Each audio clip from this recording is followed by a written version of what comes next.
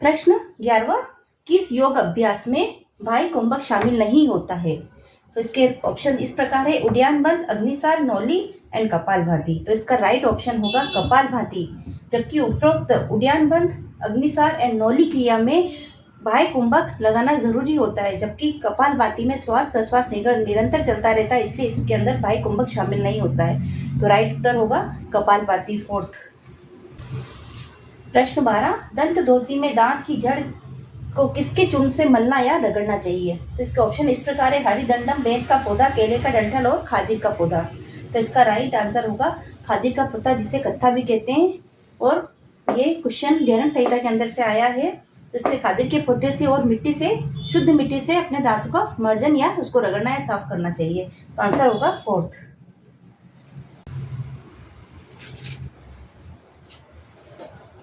प्रश्न 13, ऊर्ध्वाधो भ्रमते यद्वतः घटी यंत्र गवावशात् ततत कर्मवशा जीवो भ्रमते जन्म मृत्यु भी। ये वाला श्लोक कौन से ग्रंथ से आया है? क्वेश्चन ये है। तो इसके ऑप्शन इस प्रकार है, हठ योग, प्रतिविका योग, बीज, गहरन संहिता और शिव संहिता। तो ये जो श्लोक आया है वो गहरन संहिता से आया है।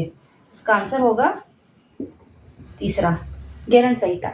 इसके अंदर कर्म सिद्धांत का वर्णन है कि व्यक्ति अपने कर्मों के अनुसार, पाप और पुण्य कर्मों के अनुसार मृत्यु और जन्म के चक्कर में घूमता रहता है। तो गहरन संहिता इसका सही आंसर होगा।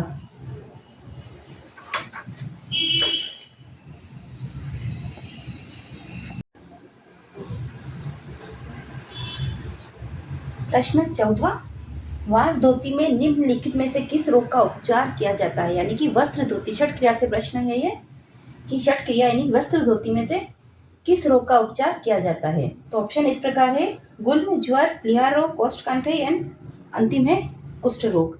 तो इसका राइट ऑप्शन होगा ए, बी, सी एंड ई। कोष्ठकाठिन्य रोग का उपचार नहीं किया जाता, जबकि गुल्म, ज्वर, लिहा एंड कुष्ठ रोग का उपचार किया जाता है, और कफ और पित्त उसका भी उपचार किया जाता है।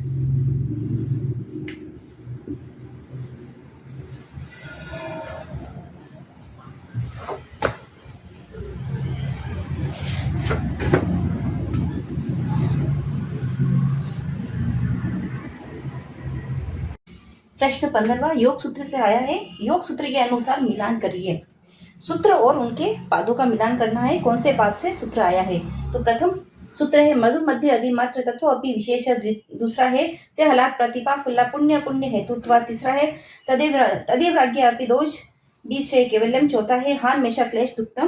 तो ये बताना है कि कौन से पाद से आया है। तो प्रथम का है, मधु मध्य अधिमात्र तत्व अपि विशेष, समाधि पाद से है। समाधि पाद का पहला पाद है, पहला पाद का 22वां नंबर का सूत्र है। दूसरा है, ते हलात परिता फल्ला पुण्य पुण्य हेतुत्वाद, समाधि पाद से, साधन पाद से है, उसका 14वां है। तीसरा है, तद वैराग्य अपि दोष बीज केवलम, ये तीसरा है। विभूति पाद से तीसरे का 50वें नंबर का सूत्र है।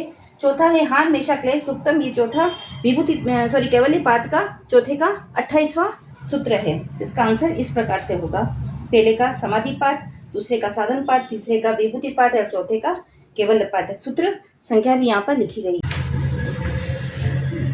प्रश्न 16, गहरन संहिता में नैतिक क्रम के लाभ बताइए। तो षट क्रिया नैतिक क्रम के लाभ बताने हैं। पहला ऑप्शन है इसका, जठराग्नि प्रदीप्त होती है। दूसरा, कफ दोष का नाश होता है। तीसरा, नाड़ियों की निर्मलता होती है। चौथा, खेचरी की सिद्धि होती है। और पांचवा है, कामदेव के समान रूपवान हो जाता है। तो इसके राइट ऑप्शन होंगे, कफ दोष का नाश और खेचरी की सिद्धि होती है, और इसके अतिरिक्त दिव्य दृष्टि भी नैतिक क्रिया से प्राप्त होती है। तो आंसर हो गया बी एंड डी। प्रश्न 17वां, योग वशिष्ठ में ज्ञान की सप्त भूमिकाओं में से कौन सी है? ये इसमें से सेलेक्ट करना है। तो ऑप्शन इस प्रकार है, विवेक, शुभेच्छा, तितिक्षा, विचारणा एंड तनुवांसा। तो इसका राइट आंसर होगा शुभेच्छा, विचारणा एंड तनुमानसा। ये 2 प्रश्न आ गए हैं योग वशिष्ठ से सप्त भूमिकाओं के अंदर से।